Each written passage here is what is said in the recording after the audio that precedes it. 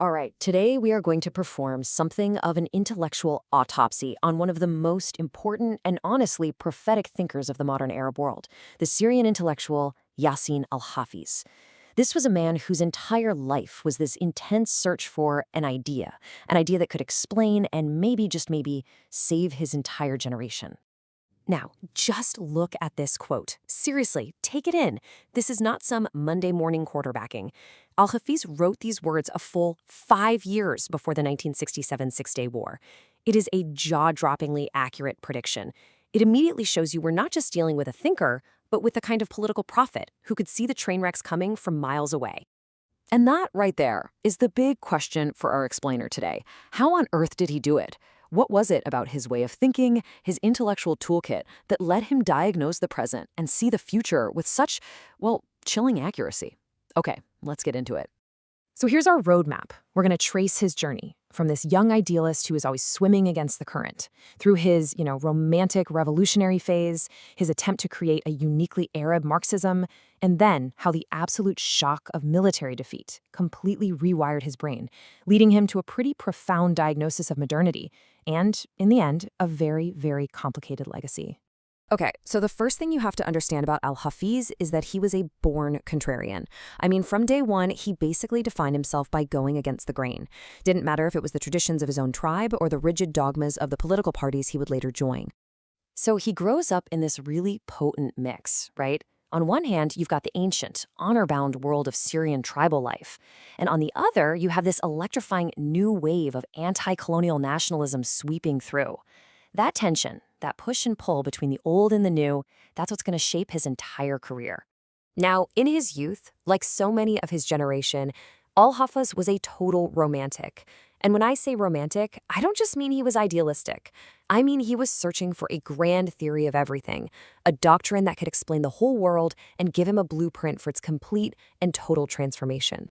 And this slide really shows you that restless search perfectly. Look at this. First, he's in the Arab nationalist Ba'ath Party. Then he jumps all the way over to the internationalist Communist Party. Then a quick return to the Ba'ath. And finally, he just breaks away to form his own party. This wasn't someone who couldn't make up his mind. This was a relentless quest to find an ideology that actually matched the reality he was seeing on the ground. And here's what's so fascinating. These two ideologies, Baathism and communism, they seem like polar opposites, right? But for him, they were just two sides of the same romantic coin. Both of them offered this all-encompassing vision, this heroic struggle, and the promise of a total revolutionary rebirth. He was just trying on different uniforms for the same fundamental fight. But, neither of those uniforms fit him quite right. He got disillusioned pretty fast with the super rigid Soviet-controlled Communist Party. He didn't want to just be an importer of some foreign ideology. He wanted to create a Marxism that really spoke to and grew out of Arab reality. So here's why things fell apart. He and his colleague, Elias Merkis, they basically staged a rebellion against the party line. They refused to take orders from Moscow, they demanded the right to actually think for themselves, and they insisted that core Arab issues like unity and Palestine couldn't just be put on the back burner for Soviet foreign policy goals. And for that, they got kicked out. And this became his new life's mission, to Arabize Marxism. This wasn't just about translating Marx into Arabic. It was about asking really tough questions, like, how does a theory about industrial class struggle apply to societies that are still shaped by tribe and religion? How can internationalism actually serve the cause of pan-Arab nationalism? He wanted to build a synthesis that was authentic, not just a carbon copy. And then everything changed.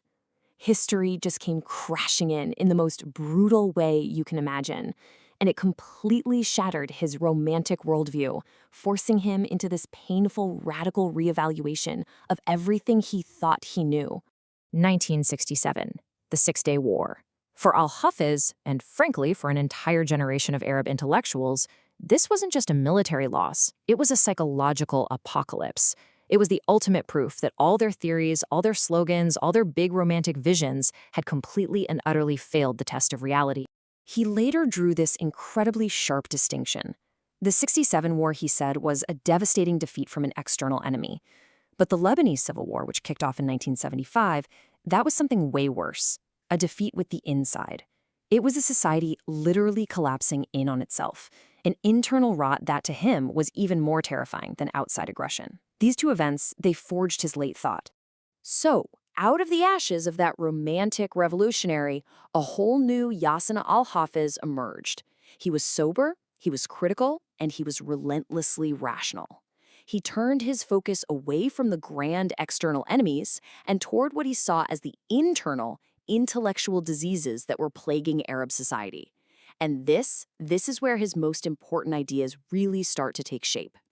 And that brings us to his absolute cornerstone concept, the matched consciousness. What he meant was actually simple, but incredibly profound. The main crisis, he said, was a mental one. Arab political thought was trying to bend and twist reality to fit its ideologies, instead of building ideologies that actually matched reality. His motto says it all: stop hallucinating and start observing the world as it actually is. This slide just illustrates his critique perfectly. He looked at Japan, a country that suffered an unbelievable military defeat in World War II, and he saw how they responded. They didn't retreat into nostalgia or blame games. They launched what he called a Japanese enlightenment. They embraced rationalism, and they built a futuristic modern state. And he contrasted that sharply with what he saw in the Arab world, states that were still stuck in traditional, pre-modern ways of thinking. So the path forward he proposed was crystal clear. Step 1, you have to see the world as it really truly is, get that matched consciousness. Step 2, you have to adopt the tools of rationalism and critical thought. And only then, he argued, could you start the real work of building a modern, functional, democratic state that could actually compete in the modern world. But, and this is a big but, this whole intellectual journey created a really complex, even contradictory legacy. Because the seeds he planted in his later work, well, they would blossom in some very unexpected ways after he died in 1978. Let's just do a quick rewind. Remember his core beliefs back in his revolutionary prime in the 60s? It was this holy trinity: Marxism, Arab nationalism, and a fierce anti-imperialism. That was the bedrock of his entire worldview. Which leads to this absolutely fascinating paradox. If the master was such a man of the left, why did so many of his best students and followers, his intellectual heirs, end up embracing liberalism and even, sometimes, aligning with the West? Because, fast forward to the 1990s and 2000s, and this is what the conversation among his intellectual descendants looks like. The focus had totally shifted from Marxism and anti-imperialism to things like liberalism and democracy. And yeah, sometimes even in alliance with Western powers he'd spent his whole life fighting against. So what happened here? Well, the crucial thing to understand is that it wasn't a betrayal. It was an evolution.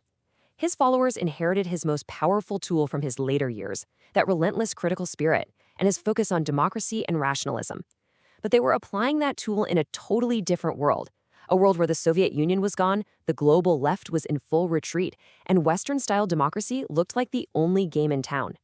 The liberal seeds he planted late in his life just found very, very fertile ground. And that kind of leaves us with a final thought to chew on. Maybe Yasin al-Hafiz's ultimate legacy isn't any single ideology he ever championed.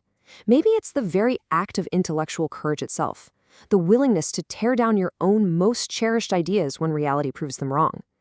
In a world that seems more and more full of rigid, loud certainties, perhaps a mind that's in a state of permanent critical revolution is the most valuable thing there is.